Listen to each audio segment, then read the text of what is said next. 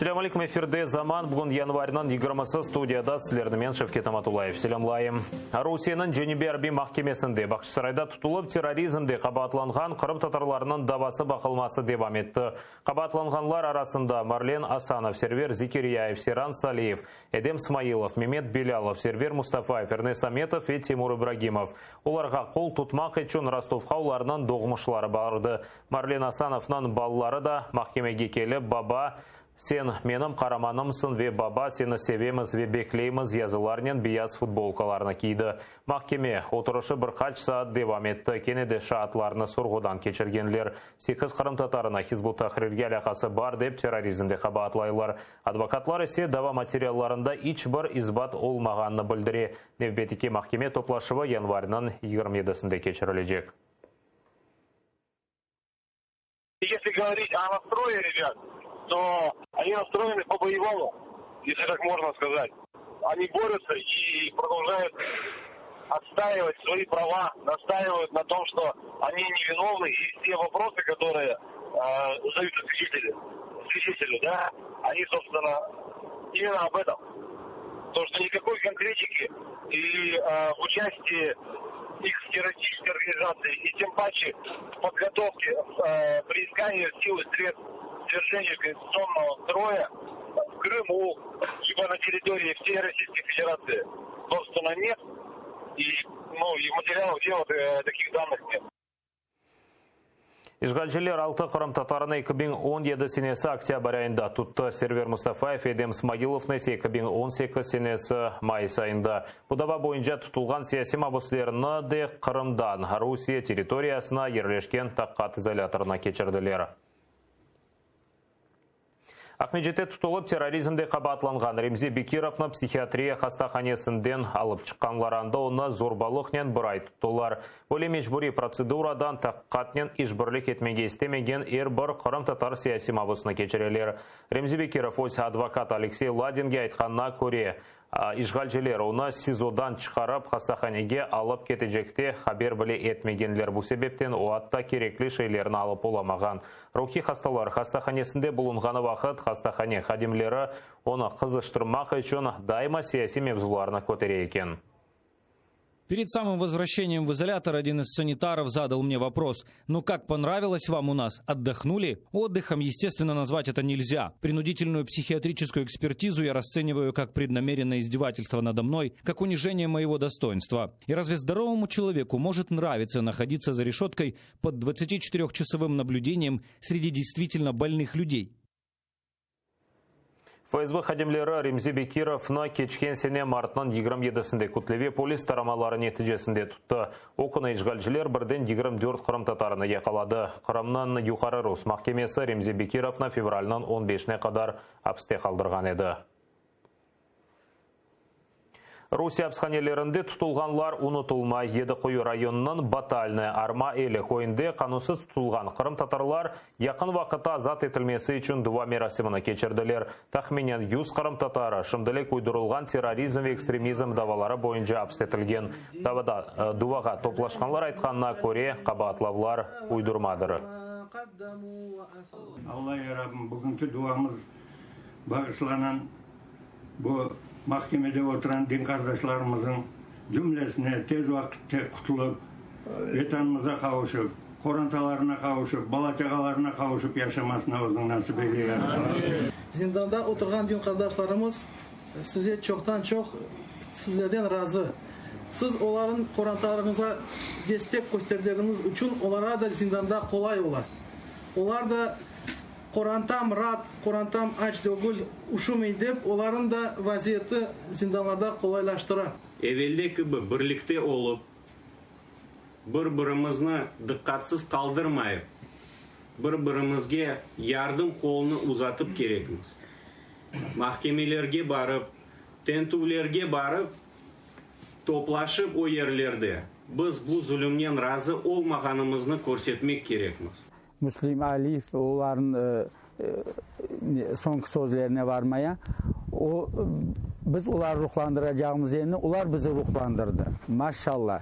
Allah sağlıklarını versin. İnşallah bizim geleceğimiz vardır. Umut ettiğimiz Allah'ın yardımından inşallah Kırım'da serbest ozumuz Allah'ın emrinden yaşamaya nasip eder.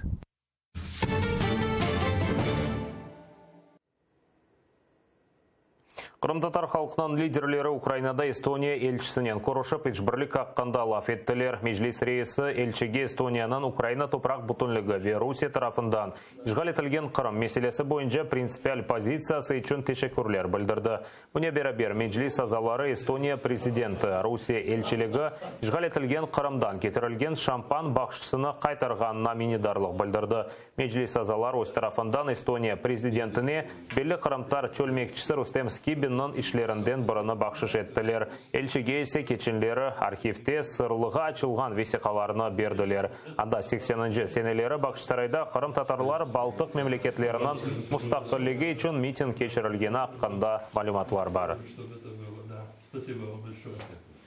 Обговорили питання єднання європейських держав, членів Європейського Союзу щодо протидії російській агресії. Ми вважаємо, що європейські країни, члени ЄС, мають домовитися про консолідовану позицію щодо неучасті в тих травневих заходах, які Путін планує в Москві, задля того, щоб знову розширяти російський погляд на історію, для того, щоб відоправдати сьогоднішню агресію проти своїх сусідів. Я переконаний у важливості особистісних зв'язків і продовження діалогу з представниками кримсько-татарського народу. Як я дізнався сьогодні, ми, естонці, співпрацювали з кримськими татарами ще у 80-ті роки, і ця кооперація була важлива для нас. Я свято вірю у силу співпраці, і ця співпраця ще з 80-х років показує, що ми можемо досягти великих цілей, а саме свободи наших друзів. Кешкен күнде баманда бір Украина емайджысы жебеде еляк олды. Бұны ООС штабы хабар еті. Онымен рус женкеверлері 12 кере Минск анлашмалары ясақ екен артиллерия ве танкқа қаршы ракеталар қолданған. Бүгін дұшман күчлері 5 кере Украина арбилері позицияларына ұжым етті. Еляк олған ве яраланғанлар жоқ. Ці обстріли тривали по 15 хвилин. В останньому випадку наші воїни відповіли противнику зі штатного піхотного озброєння. Також адекватно відповідати ворогу після 10-ї ранку довелося військовослужбовцям Збройних сил України, які виконують бойові завдання біля Оріхового, коли окупанти застосували станкові, протитанкові і автоматичні гранатомети. Украина Донбасста иляк олғанларына аңа президент Владимир Зеленский Мудафан әзірлігінің азбарында иляк олғанларының қатырасына қойылған абиде янында иляк олғанларының ақырабасынан келіп чечеклер қойды. Тедбірді 2015 сенесі Донецк авалиманына имай еткен эфсаневи киборглерін аңдылар. Ви живі й полеглі. Справжні легенди і найкращий приклад для тих, хто коли-небудь боронитиме Україну. Кожен знає, що кіборг – це не персонаж комп'ютерної гри чи американського блокбастера, а наш український воїн-герой. Урып түсірілген учақ үшін афу сұрадылар. Иранда назирлер ел басшылығында егет Киевге келіп, Украинаға МАУ учағынан қара құтылары қайтарылмасыны музакер етті. Украина тышышлер назирі Вадим Пристайко хабар еткеніне көре, екі тараф Тегеран жибарында урып түсірілген учақ дабасы бойынша тақиқат девам еттірілмесі ве еляк олғанларының қоранталарына тазминат төленмесіні музакер еткен. Ведеться обговорення, є підстави, в принципі, іранської сторони, в першу чергу, доступитись до даних, які є в скриньках. Ми все ж таки вимагаємо, щоб ці скриньки були передані нам, і ми вважаємо, що це для іранської сторони теж досвідчення і готовності до відкритого діалогу і продемонструвати, що вони хочуть чіткого, чесного розслідування цього незаангажованого розслідування цієї трагедії.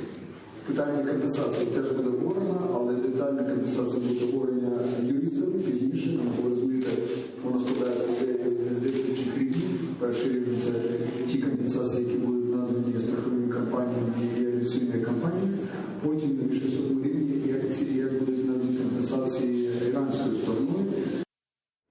Дипломатик даба Украинаның тышышлер назерлігі Британия полициясындан терроризмге қаршы қоланмадан тризуп алынмасыны талап етті. Украина гербіна нацист темсаллері сырасында 10 жылар бөлігінде дөршеткенлер. Бұл қоланманың құқырыжы ве екімлерге терроризм ве экстремизмнен күрешув программасы черчевесінде тарқатқанлар. Украина тышышлер назерлігінде Британия полициясындан темсалны сілеп, афу сорамаға талап еттілер. Державний герб України бере свій початок з Київської Русі та є одним із символів єдності українців. Він широко використовується державними органами влади та громадськістю. Будь-яке пов'язування державного герба України з екстремізмом ображає почуття мільйонів людей в Україні та за її межами. Дүниеда улған дигер вақиялар аққанда есе невбеті келев қамызна сейретініз. Владимир Путин, Русия баш прокуроры Юрий Чайканы вазифесінден бошатты. Ресми малюматқа көре о башқа ішке кечті. Ама анги вазифеге олғанны Кремль сайтында язмыдылар. Истифаны Федерация шурасыда қабыл етмек керек. Бұ бұйық ихтималнен екі күнден ола біле. Ама президент 14 ел девамында баш прокурор вазифесінде чалышқан Чайка еріне енді башқа инсанны тапты. Бұ бүгін геджи Русия тақиқат комитетінің баш муавины Игорь Краснов. Бұ вазифеде о аманы 4 ел çalıştı. Onun nezaretinde Boris Nemtsov'ның öldürüvü ve Şarkı kosmodrom kuruculuğunda hırsızlanuvlar gibi belli davalar bulunaydı. Борис Джонсон Büyük Britaniya ve Rusya arasında münasebetler eleştirilmesinden vazgeçti. Memleketlerinin liderleri Almanya'da Ливия boyunca Berlin konferansiyasında konuştu. Johnson Skripaller davası Moskva ve London arasında çözülmegen tura dep haber etti. Britaniya tarafı emin tamam Rus maxsus hizmetleri Salisbury şehrinde sabah istihbaratçını zerledi. Bundan geri adinsanlar da tehlikeye uğratıldı ve Moskva qaralcılıqqa zarar keltirebilgen hareketlerini devam etse London ile uzlaşuğa hazır değil, dep bildirdi Johnson. Muzakere masası başında Türkiye ve Ukrayna, Ankara'da memleketler arasında serbest ticaret zonasının teşkil etmesi boyunca muzakerelerinin nevbetteki raundu başlandı. Taraflar muhavelinin tafsilatlarını belgelemek gerek. Birinci kere onun hakkında da 2012 senesinde söz görsetilgenidir. Geçken yıl Ukrayna Dışişler Nazirliğinde Türkiye ile serbest ticaret zonası hakkında anlaşma 99%'ga hazır dep bildirdiler. Onu tizgen son memleketler arasında ticaret bayağı artmak gerek. Anna Makarenko, Zaman, ATR. Bu dakikada netice programması sonuna yetti. Hepinizge hayırlı akşamlar dileyim. ATR'den ise ayrılmanız görüşkence.